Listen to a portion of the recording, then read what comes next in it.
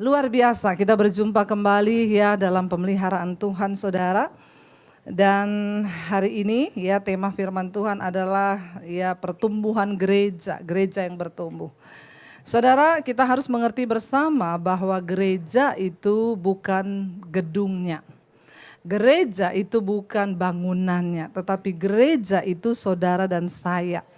Alkitab berkata gereja itu adalah kumpulan orang-orang yang dipanggil keluar dari dalam gelap masuk kepada terang yang ajaib. Jadi saya percaya kita semua hari ini adalah orang-orang yang sudah dipanggil keluar. Saudara, saya beberapa waktu lalu baru sampai dari Israel, saudara ya. Ini masih agak jet lag sih. Ya, gaya padahal enggak, saudara. Ya, dan saya bersyukur saudara ya. Ya kenapa ya kita ke Israel, karena bagaimanapun juga semua kisah yang ada di Alkitab itu ada di sana. Tempatnya, sejarahnya, faktanya itu ada di sana. Ya, dan saya bersyukur kemarin kita mengunjungi tempat-tempat yang bersejarah ya. Termasuk apa yang tercatat di dalam Alkitab. Kita tahu bersama awal mula ya gereja itu ada saudara. Ketika Yesus mati, dia bangkit. Dan dia bangkit, dia menampakkan diri kepada murid-murid. Ya, salah satu dia menampakkan diri kepada murid-murid di ya Tiberias, itu di pantai Danau Genesaret. Saudara, ketika Yesus menampakkan diri kepada murid-muridnya, dia berkata kepada Petrus di atas ya batu karang ini, ya gerejaku akan dibangun. Dan akhirnya saudara, Yesus berkata, jangan kamu pergi tinggalkan Yerusalem sebelum engkau diurapi oleh Roh Kudus. Ya, penting mereka diurapi dulu baru melayani. Ya, jangan dibalik-balik. Ya, kenapa saudara? Penting orang dipenuhi Roh Kudus dulu baru pelayanan. Ya, yang pertama supaya enggak mudah jatuh. Tidak terjadi hari-hari ini orang melayani selingkuh, melayani homo, melayani lesbi. Melayani tapi jadi pelakor, nah, ini banyak terjadi. Kenapa? Karena tidak di dalam pengurapan Roh Kudus. Makanya Yesus berkata, penting ya jangan tinggalkan Yerusalem. Berdoa sampai Roh Kudus turun ke atasmu, baru engkau pergi melayani. Mereka ada di loteng saudara, menunggu Yesus datang di loteng Yerusalem. Kemarin juga kami datang ke sana. Dan saudara ya Yesus berkata kamu akan dipenuhi oleh kuasa Roh Kudus sehingga kamu melakukan banyak tanda. Mereka dipenuhi lalu mereka pergi. Ketika mereka dipenuhi oleh Roh Kudus, Petrus mulai berkhotbah. Ya, hari ini kita diberi firman Tuhan dari Kisah Rasul pasal yang kedua. Petrus berkhotbah begitu berapi-api dengan pengurapan Roh Kudus. Sekali khotbah berapa ribu yang tobat? 3.000 orang bertobat. Hari ini 3.000 kali pendeta khotbah, untung-untung satu yang tobat. Ini salahnya di mana dan apa yang terjadi sekarang? Apakah pendetanya yang berubah atau jemaatnya yang memang keras kepala? Ya, Petrus berkhotbah sekali khotbah 3.000 orang bertobat. Saya sampai penasaran apa isi khotbah Petrus itu, mau saya tiru supaya orang juga bertobat. Ternyata isi khotbah Petrus memang hanya apa? Bertobatlah, bertobatlah, bertobatlah. Jadi saudara, memang hari-hari ini kita harus mendengar khotbah-khotbah tentang pertobatan. Kenapa banyak orang tidak bertobat? Karena yang didengar hanya khotbah-khotbah tentang berkat, berkat, dan berkat. Jemaat di tempat ini mau yang berkat atau tobat? Alay lebay. Yang mau dengar khotbah tobat angkat tangan. Yang mau berkat angkat tangan. Banyak juga yang mau berkat-berkat. Ya. Jangan cari berkat. Kejar pertobatan, maka berkat akan mengalir atas hidupmu. Karena kalau engkau cuma cari berkat bisa jadi salah jalan. Ke Gunung Kawi juga bisa jadi kaya. Tapi kalau ikut Yesus bertobat dan diberkati. Karena kita mau menjadi orang yang diberkati. Bukan jadi orang kaya tapi Kalau orang kaya belum tentu diberkati. Saudara ngerti maksud saya? Banyak orang kaya bisa menikmati segalanya tapi hidupnya gak bahagia. Itu namanya orang kaya. Kalau orang yang diberkati Uangnya banyak, hartanya banyak, hatinya damai. Kok nggak ada amin? Jadi saudara mau jadi orang yang diberkati atau orang kaya? Nah begitu, sekarang baru semakin dicuci otak nih ya. Jadi mengerti ya. Nah kenapa saudara Petrus berkhotbah orang bertobat? Karena isi khotbahnya pertobatan. Bertobat, bertobat, bertobat, berilah dirimu dibaptis. Dan akhirnya saudara Alkitab berkata mereka mendengarkan khotbah Petrus itu. Dan kita lihat sekarang kita masuk Kisah Para Rasul pasal yang kedua ayat yang kalau saudara di rumah nanti baca ayat di atasnya itu tentang khotbah Petrus ya. Ayat yang ke-41, judul perikopnya cara hidup jemaat yang pertama. Kita belajar dari firman Tuhan supaya kita bertumbuh sebagai gereja Tuhan. Ayat 41 firman Tuhan berkata begini, orang-orang yang menerima perkataannya itu memberi diri dibaptis dan pada hari itu jumlah mereka bertambah kira-kira berapa? 3.000 jiwa. Dan Alkitab berkata mereka yang mendengarkan khotbah Petrus itu memberi diri untuk dibaptis. Kemarin kita melakukan pembaptisan di Sungai Yordan, ya, di tempat di mana Yesus pernah dibaptis. Ada yang bertanya, Bu, karena yang ikut rombongan saya itu 125 orang, nggak semua orang GBI, ada yang HKBP, Katolik, ada yang macam-macam, jemaat DBTV. Lalu mereka tanya, Bu, ya, cara baptisan yang benar itu yang mana? Saya berkata yang sesuai firman Tuhan. Kita nggak boleh keluar dari konteks firman yang sesuai dengan baptisan Yesus. Alkitab berkata hendaklah kamu menjadi satu iman, satu kasih, satu baptisan. Bagaimana Yesus dibaptis? Ketika pertama kali Yesus tampil, dia datang kepada Yohanes dan dia berkata, ya aku mau dibaptis olehmu. Yohanes berkata, untuk melepas kasutmu saja aku tidak layak.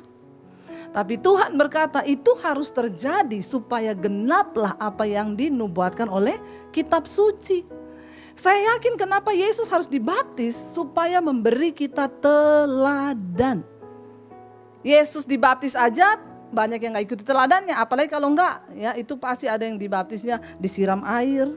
Sedikit ada yang mungkin baptisannya kayak apa. Nah kekristenan itu artinya meneladani Kristus. Makanya Alkitab bilang bertobatlah dan berilah dirimu dibaptis. Jadi yang dibaptis bukan anak kecil. Tapi orang yang menyadari menerima Yesus, bertobat dan memberi diri. Jadi waktu kecil itu bukan baptisan, itu penyerahan.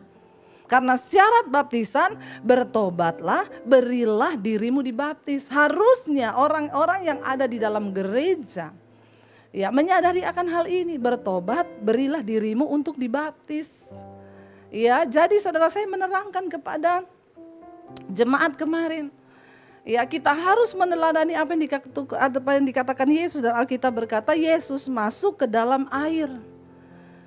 Ketika Yesus keluar dari air, Roh Allah seperti burung merpati turun ke atasnya. Ya, lalu terdengarlah suara dari sorga yang berkata, inilah anakku yang kukasihi, kepadanyalah aku berkenan. Kenapa Allah berkenan? Karena dia melakukan seperti yang harusnya memang tertulis menggenapi. Nah kita meneladani itu saudara. Saya bersyukur kemarin anak saya di sana ngomong, Mam aku mau dibaptis. Saya tidak pernah paksa anak saya untuk dibaptis. Sekalipun saya pendeta. Saya bilang kepada anak saya, Alkitab berkata, kamu harus memberi diri.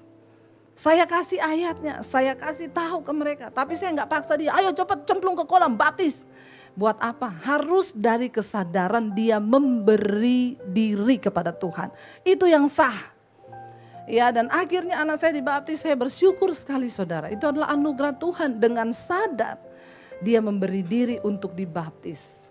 Bagaimana kita bisa bertumbuh? Awalnya adalah berilah dirimu dibaptis supaya engkau dimateraikan. Lalu yang ke-42 dikatakan di sana, Mereka bertekun dalam pengajaran rasul-rasul dan dalam persekutuan. Dan mereka selalu berkumpul untuk memecahkan roti dan berdoa. Mereka bertekun dalam pengajaran. Ya saudara, sudahkah engkau bertekun dalam pengajaran firman Tuhan? Saya sudah melakukan apa yang Tuhan mau. Di mesbah doa setiap malam jam 8 kita membahas dari kitab Kejadian. Ya, dan itu tidak mudah, tapi orang Kristen yang rindu, dia pengen tahu Alkitab. Ya, dia belajar. Ya, setiap malam kita bahas dari kitab Kejadian. Sesibuk apapun saya tetap menyempatkan waktu karena saya tahu ada orang-orang yang rindu di akhir zaman ini untuk mencari kebenaran. Ya, kita harus mencari pengajaran yang benar. Kemarin di Israel kami datang ke satu tempat yang mempersiapkan pembangunan bait Allah. Menorahnya dibuat lebih tinggi dari saya, terbuat dari emas murni. Ya, mereka berkata mereka sedang mempersiapkan segala-galanya. Ya, saya tanya dibangunnya rencananya di mana? Di Silo.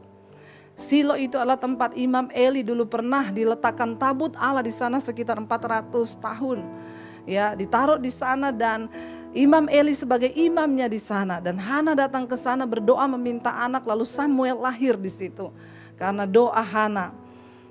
Apapun itu saudara, ya ada yang gak percaya, ada yang percaya. Gimana bait Allah akan dibangun?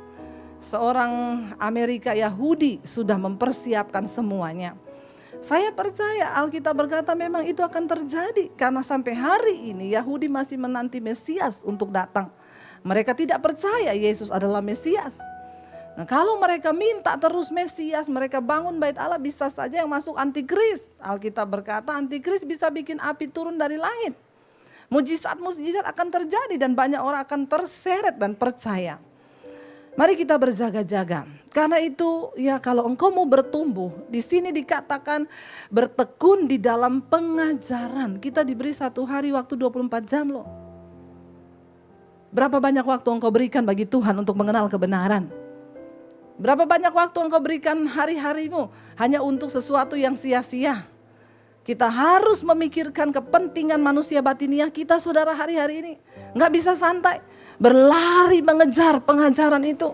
Berlari pengen tahu lebih dalam lagi tentang iman. Dan Alkitab berkata engkau harus siap sedia untuk memberikan pertanggungan jawab kepada semua orang yang meminta pertanggungan jawab tentang imanmu. Jangan bawa sama saya, nanti saya kenalin sama pendeta Debbie ya, kamu tanya-tanya sama dia. No, setiap jiwa yang Tuhan percayakan padamu itu tanggung jawabmu. Kita semua harus bekerja untuk menjangkau jiwa di akhir zaman ini. Karena itu milikilah pengetahuan tentang firman Tuhan. Isi jiwamu, isi pikiranmu dengan firman. Kenapa hari-hari ini hari-hari yang gelap? Ya, kita melihat semakin kesini, ya kita lihat saudara hari-hari ini beberapa kali Presiden Jokowi, pemimpin-pemimpin dunia berkata, tahun ini tahun kesuraman, tahun depan adalah tahun kegelapan. Bagaimana kita bisa bertahan? Zaman terus berubah, keadaan berubah, resesi bisa datang. Tapi orang yang bertahan di dalam kebenaran, orang yang hidup mengandalkan Tuhan, mereka tidak akan tergoyahkan. Sebab Tuhan akan menjadi perlindungan bagi setiap saudara dan saya. Jangan takut, kejar Tuhan. Jangan nonton drama Korea terus. Bisa nonton drama Korea berjam-jam, betah saudara. Pakai acara nangis lagi. Bertobat ya. Tapi kalau dengar firman ngantuk saudara. Ya ayo Bapak Ibu, Ibu-ibu kalau engkau ingin suami bertobat, engkau dulu buka itu mesbah doa tiap malam. Ajak suamimu ikut. Ya kemarin saya di Israel ada bapak-bapak bersaksi. Saya itu tadinya benci sekali sama Bu Debbie itu. Saya gak suka dengar Bu Debbie itu khotbah. Tapi istri saya tiap malam itu di tempat tidur saya tutup kepala kuping saya sama bantal. Satu kali saya dengar istri saya setel khotbah ibu berkata, kalau kamu mau masuk surga harus hidup kudus. Salah satunya adalah lepas dari ikatan pornografi. Dia kaget, dia bilang karena saya ini hobi Bu. Hobi nonton film pornografi. Nggak usah angkat tangan di sini yang hobi. Di dalam hati saja. Ngomong sama Tuhan. Engkau harus kudus untuk bisa masuk ke dalam rumah Tuhan, di dalam kerajaan Allah. Dia bilang, sekali Bu saya dengar itu khotbah, ketika ada pengurapan Roh Kudus, saudara, firman itu tidak kembali dengan sia-sia. Dia bilang, saya datang Bu kepada Tuhan, saya menangis, saya mohon pengampunan. Mulai detik itu juga saya berhenti. Dia bilang, kalau saya lihat begitu sekarang saya rasa jijik. Wow, itu Tuhan, saudara. Dan hari-hari ini Tuhan sedang mencari hati yang terbuka, yang merindukan pengajaran yang benar untuk diisi, ditabur. Hidupmu engkau perlu bertumbuh dalam iman hari-hari ini. Dunia sudah semakin tidak menentu. Negara-negara yang kuat bertumbangan satu persatu. Kalau hari ini kita di Indonesia masih santai, masih bisa melihat, masih makan, masih bisa menikmati berkat-berkat, bersyukur. Itu karena masih ada anak-anak Tuhan yang berdoa. Saya percaya pelayanan saya ini adalah pelayanan panggilan Tuhan di akhir zaman. Kita berdoa bagi bangsa. Dulu setiap malam kita berdoa untuk TNI Polri sampai orang tuh telepon saya, Bu, kenapa sih tiap hari doain TNI Polri? Saya bilang karena mereka adalah orang-orang yang berdiri atas bangsa ini, memegang keamanan di bangsa ini. Harus ada orang-orang benar. Sekarang dibongkar Tuhan, diporak-porandakan. Itu doa-doa kita.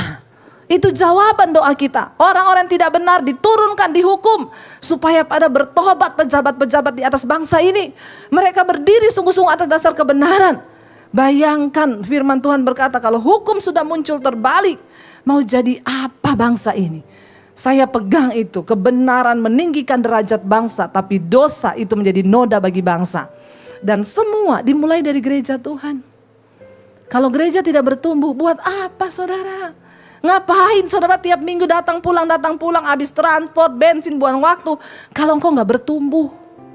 Tapi bagaimana kita bertumbuh? Punyalah kerinduan untuk menerima pengajaran yang benar. Buka hatimu bagi Tuhan. Mereka berkumpul, memecah roti dan berdoa. Ayat 43. Maka ketakutanlah mereka semua, sedang rasul-rasul itu mengadakan banyak mujizat dan tanda-tanda. Saat itu Tuhan benar-benar mengurapi rasul-rasul itu. Kenapa? Karena mujizat harus terjadi supaya orang percaya bahwa Yesus itu sungguh-sungguh Tuhan. Kenapa Petrus harus berjalan di atas air? Karena pada waktu itu masih banyak orang yang belum percaya kepada Yesus. Dan dia harus memperagakan, dia harus mempertontonkan kuasanya agar mata melihat dan menjadi percaya.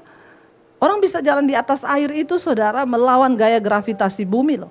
Tidak mudah. Dan kalau bukan kehendak Tuhan gak bisa saudara. Kemarin kita di Danau Galilea ditanya siapa yang mau berjalan di atas air dapat kalung satu. Ibu-ibu maju ke depan. Saya berani. Benar Bu? Copot sepatu. Copot sepatu. Yakin ibu mau turun ke air berjalan? Yakin Pak. Ibu punya iman? Iman saya besar. Oke. Dipanggil tim keamanan bawa pelampung. 2 orang akan mengangkat dia, dibuang dari perahu. Waktu udah datang orang, dia pakai sepatu lagi. Enggak mau saya Pak. Kenapa pakai sepatu lagi? Enggak sampai iman saya. Ya, ditanya lagi, siapa yang mau jalan di atas air? Saya angkat tangan. Siram air dari botol aqua dan kita berjalan di atasnya. Jalan di atas air. Enggak perlu engkau mau mempraktekkan berjalan di atas air hari ini, buang tenaga. Kenapa hari itu harus terjadi? Karena memang Yesus harus menyatakan dirinya sebagai Tuhan. Hari ini enggak usah lu buang-buang iman untuk berjalan di Kali Ciliwung. Pakai imanmu untuk mengubah hidupmu, berkata aku mau berubah. Itu mujizat lebih besar daripada berjalan di atas air. Amin. Dan hari ini kita sudah tidak membutuhkan lagi yang seperti itu. Kenapa? Karena kita sudah percaya bahwa Yesus Tuhan. Bahkan kita bisa berkata, Tuhan aku sembuh atau tidak sembuh, Engkau tetap Tuhan bagiku. Amin saudara. Tapi hari itu mereka melihat mujizat demi mujizat terjadi. Orang lumpuh berjalan, orang buta melihat, orang mati dibangkitkan. Supaya orang-orang yang tidak percaya itu bisa percaya kepada Yesus saudara. Ya, dan dikatakan di sana ayat 44. Dan semua orang yang telah menjadi percaya tetap bersatu. Dan segala kepunyaan mereka adalah kepunyaan bersama. Orang itu tandanya kalau sudah bertumbuh dia tidak terikat lagi dengan harta dan kekayaan. Karena kita tahu semuanya akan berlalu. Harta kita itu hanya titipan. Ya, kepunyaan satu orang itu adalah kepunyaan mereka bersama. Bahkan ayat di bawah berkata, ya, dan selalu ada dari mereka yang menjual harta miliknya lalu membagi-bagikannya kepada semua orang sesuai dengan keperluan masing-masing. Tanda seseorang sudah bertumbuh dalam iman, tidak pelit. Bilang amin. Saudara mau tahu tips untuk Anda tidak terlilit di dalam masa resesi kalau itu benar-benar terjadi? Saudara mau dapat rahasia untuk tetap diberkati Tuhan? Siapa yang mau angkat tangan? Saya mau bilang banyak-banyaklah menabur. Kenapa mukanya berubah? Giliran dibilang menabur langsung. Prinsip dunia berkata, untuk bisa engkau simpan uang menjadi kaya, tabung sebanyak-banyaknya. Tapi firman Tuhan berkata, untuk engkau bisa melihat mujizat dan pemeliharaan Tuhan dalam hal keuangan, tabur sebanyak-banyaknya. Engkau mulai harus mempraktekkan ini, saudara. Lihat orang yang berkekurangan di sampingmu. Jangan hanya pikirin diri sendiri, tapi mulai melihat orang-orang kesusahan. Keluargamu lapar, beriin dia beras. Ada tetanggamu yang gak bisa makan, tolongi dia. Maka Tuhan akan memelihara engkau. Kenapa? Karena ada alasan bagi Tuhan untuk memberkati engkau. Sebab engkau menjadi berkat bagi orang lain. Sebab engkau menabur untuk pekerjaan Tuhan. Saya percaya, ya, Tuhan akan menyatakan perbedaan antara orang yang sungguh-sungguh cari Tuhan. Di tengah masa pandemi kita akan melakukan pekerjaan yang besar. Kenapa? Dunia boleh berubah, Tuhan dan firman-Nya tidak pernah berubah. Amin, saudara. Jangan hanya hidup bagi kepentingan dirimu sendiri. Mulai lihat kepentingan orang di sekelilingmu. Lihat saudaramu yang berkekurangan. Tanggalkan sedikit daging kita. Keinginan kita, kalau kita baca di sini, saudara, ada dari mereka yang setiap harinya itu menjual harta miliknya, lalu membagi-bagikannya kepada orang-orang sesuai dengan kebutuhan mereka. Nggak gampang itu loh, jual loh. Hari ini saya enggak suruh saudara jual mobil, enggak. Lakukan sesuai takaran imanmu. Karena untuk memberi itu juga butuh iman. Tidak semua orang mendapatkan kasih karunia itu. Banyak orang berani buat dirinya untuk gayanya dia keluarin uang banyak. Tapi sayang untuk pekerjaan Tuhan, untuk menabur dia gak berani keluar besar. Itu banyak. Tapi Tuhan mencari orang-orang yang berani bilang, Tuhan kuasai hidupku dan hatiku. Aku mau bergerak bersama dengan engkau dalam pekerjaanmu. Kendalikan diri kita, saudara. Kalau engkau mau melihat pemeliharaan Tuhan, saudara, apa yang kita alami hari ini, itu adalah hasil taburan kita di masa-masa yang lalu. Apa yang saya bisa nikmati hari ini, itu adalah hasil taburan dari yang lalu. Saya melihat bagaimana Tuhan itu, ya, akan mempercayakan kita sesuai dengan takaran yang juga kita bisa beri. Alkitab berkata, siapa menabur banyak akan menuai banyak. Menabur sedikit akan menuai sedikit. Alkitab berkata ketika Ishak di dalam perjalanan, masa kering, kelaparan, tanahnya tandus. Tuhan bilang tabur. Secara logika manusia, bagaimana menabur di masa paceklik, panas, terik, tidak ada air, disuruh Tuhan tabur di tanah itu. Tapi dia gak pakai logika. Sebab mujizat itu tidak mengenal logika. Tuhan sanggup melakukan sesuatu yang bertentangan dengan logika manusia. Dia menabur di masa kering, di tengah masa kelaparan, menaburlah Ishak. Dan Tuhan berkata dia menuai. Dan dia menjadi kaya, semakin kaya, bertambah kaya di tengah masa kering. Saya percaya di tengah masa-masa yang sulit, Tuhan akan pakai hidup kita untuk menjadi berkat bagi banyak orang. Itu akan sebenarnya, saudara, tidak akan terjadi kelaparan atau kekeringan kalau semua, ya, sudah ada satu survei yang berkata semua harta orang-orang kaya itu dikeluarin lalu dijual, dibagikan sama seluruh penduduk bumi ini, maka tidak akan ada resesi. Tapi ya namanya manusia.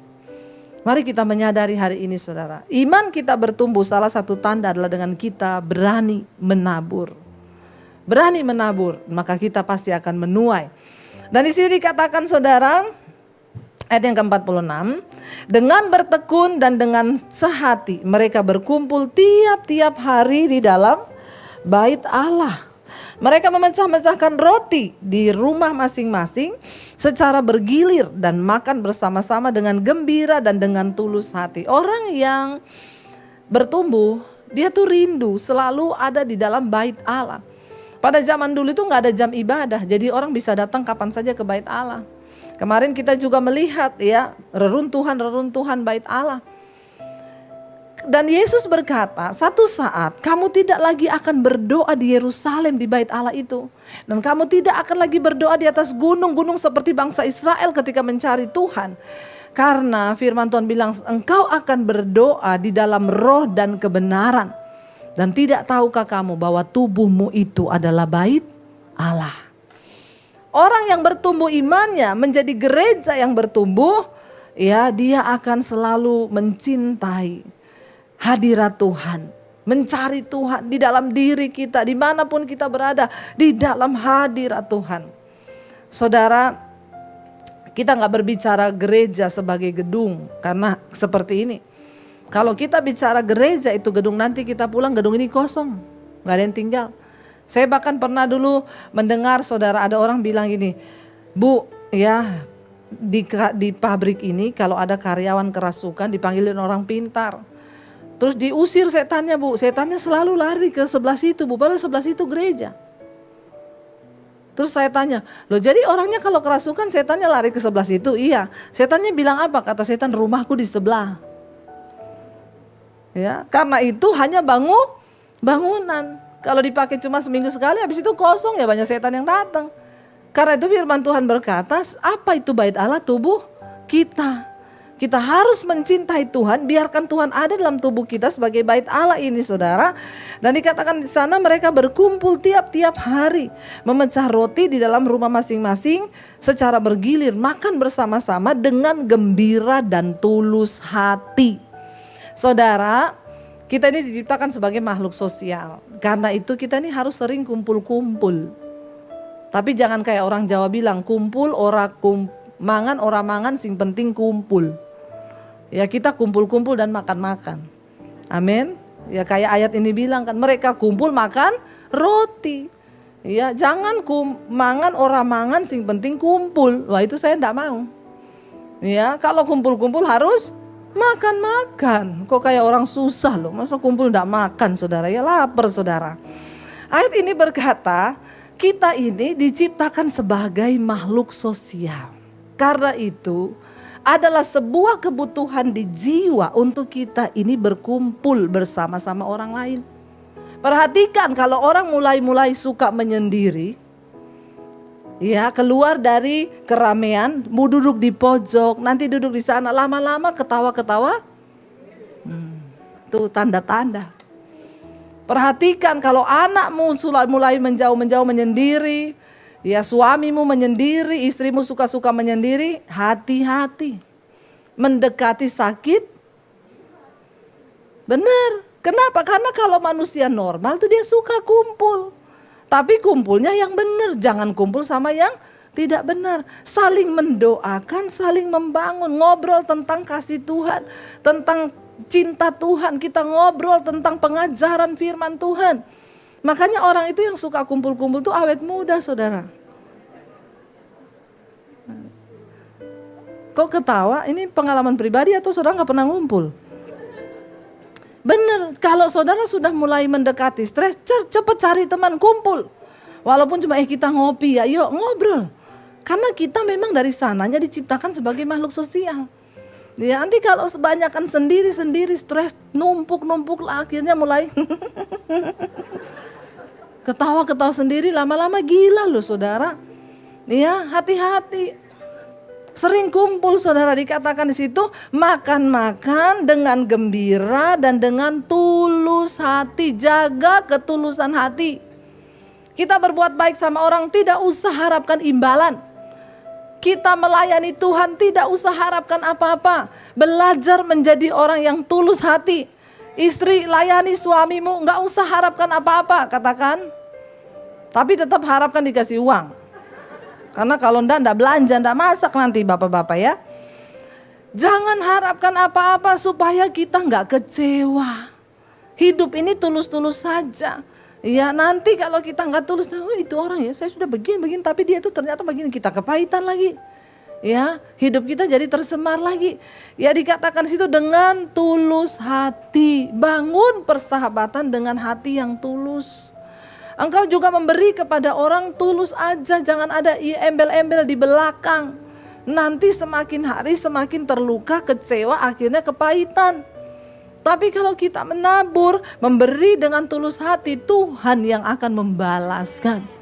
Tetap berbuat baik, karena setiap benih baik yang kau tabur itu nilainya tetap di hadapan Tuhan. Sebab Tuhan yang menimbang. Tapi kalau engkau taruh harapan pada manusia, maka hilang semua, Tuhan gak akan balas itu.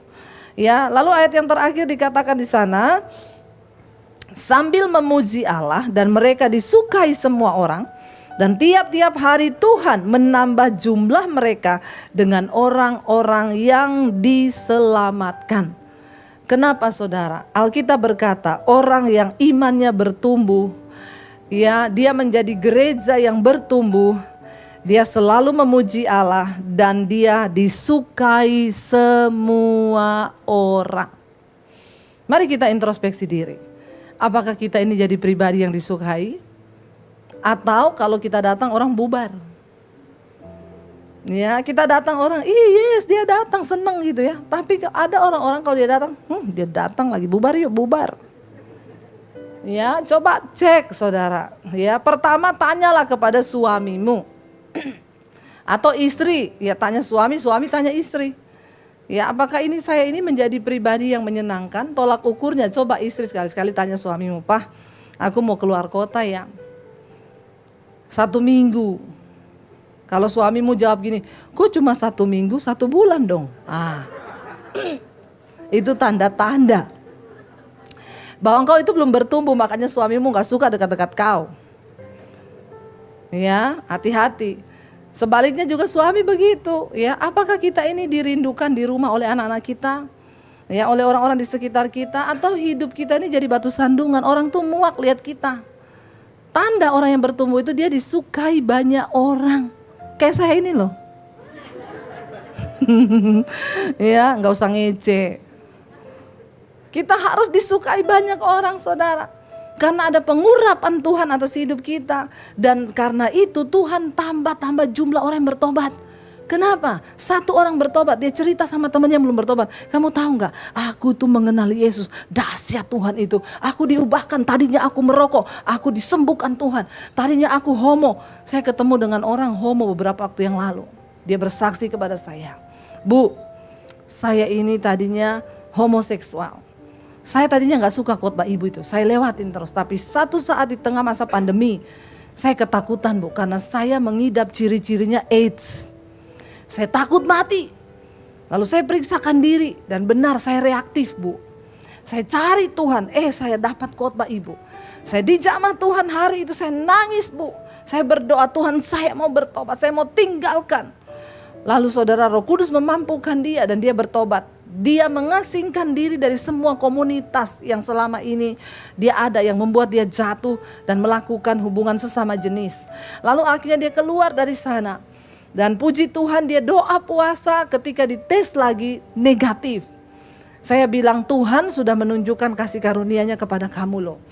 Jangan main-main. Dia berkata, iya Bu, saya sekarang mau dipakai Tuhan. Saya mau selamatkan orang-orang yang dari dunia sana, tapi saya tidak mau mencobai Tuhan. Saya gak mau jatuh lagi di tempat yang sama. Karena itu setiap hari Bu, saya ikut mesbah doa, saya ikut mesbah syukur di mobil, di kantor, saya dengar khotbah ibu. Itu namanya orang niat mau bertobat. Jangan main-main dengan dosa. Ya, pertama ciri orang bertobat itu tinggalkan dosa, serahkan dirimu kepada Tuhan, bertobat. Yang selingkuh bertobat, yang kepahitan buang kepahitan, lepaskan. Doa buat orang yang menyakiti engkau. Ayo saudara, kita berlomba-lomba di akhir zaman ini untuk kita boleh mencapai perkenanan Tuhan. Amin. Ya, supaya Tuhan berkenan, supaya satu saat Tuhan datang, kita layak untuk masuk di dalam kerajaannya yang mulia. Ya, jadi saudara, siapa tahu kita lagi di sini Tuhan datang, kita diangkat semua. Ya, rajin-rajinlah dengar firman. Lagi dengar firman kan kudus tuh Tuhan datang. Jangan lagi di night club, Tuhan datang tertinggal saudara. Ya, rajin-rajin bersekutu dengan anak-anak Tuhan supaya kita ini mengalami perkenanan Tuhan. Saya undang para tim pujian penyembahan, saudara jangan takut dengan nubuatan-nubuatan apa yang akan terjadi tahun depan. Memang semua itu akan menimpa, kesusahan besar akan terjadi, tapi kita percaya bahwa pertolongan kita itu datang dari Tuhan, bahwa Dia yang pegang kendali atas hidup kita, bahwa hanya Tuhan yang sanggup memberi kita kekuatan untuk melewati setiap badai. Mari kita bangkit berdiri bersama. Kita percaya saudara, ku pandang wajah-Mu dan aku mau berseru Tuhan, bahwa pertolonganku itu datang daripada Tuhan. Datang pada Tuhan, jangan takut.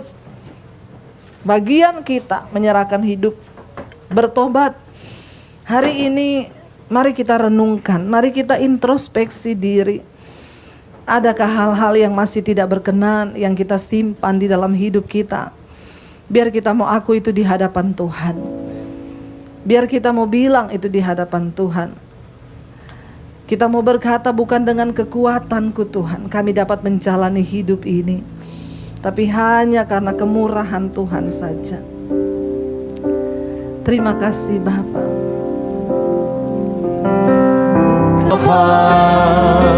Dalam hidupku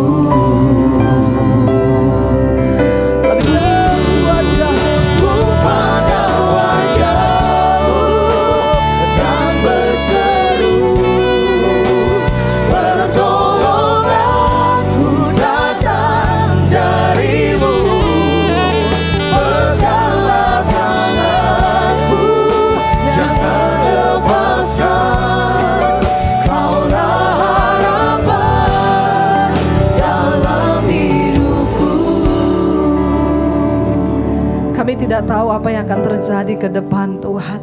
Tapi satu hal yang kami tahu, Engkau tidak pernah berubah. Engkau Tuhan tempat sandaran hidup kami. Firman-Mu dan janji-Mu tidak pernah tergoyah. Keadaan seperti apapun di depan kami, Engkau menara perlindungan kami. Tuhan, semua kebenaran firman-Mu yang kami dengar, mampukan kami melakukannya. Beri hati bagi kami hari-hari ini untuk bisa menabur dan menabur. Karena Tuhan berkata, siapa yang menabur mereka akan diberkati Tuhan. Taruh Tuhan hati-Mu dalam hati kami. Taruh pikiran-Mu dalam pikiran kami. Supaya kami bukan hanya menjadi orang-orang yang berteori tentang kekristenan, tapi kami melakukan hukum-hukum Tuhan. Dan itulah jaminan bagi hidup kami. Yang terikat dengan dosa hari ini, mampukan untuk kami keluar dari segala kenajisan, percabulan, perselingkuhan, mungkin kepahitan, amarah. Kami buang semua itu Bapa. Kuduskan hidup kami Tuhan, agar kami melihat pertolongan-Mu Tuhan. Engkau Tuhan yang tidak pernah meninggalkan gereja-Mu, anak-anak-Mu, bahwa kami bertumbuh menjadi dewasa di dalam Tuhan. Biar kami terus memandang wajah-Mu Bapa, dan kami percaya akan datang pertolongan dari Tuhan. Ku pandang wajah-Mu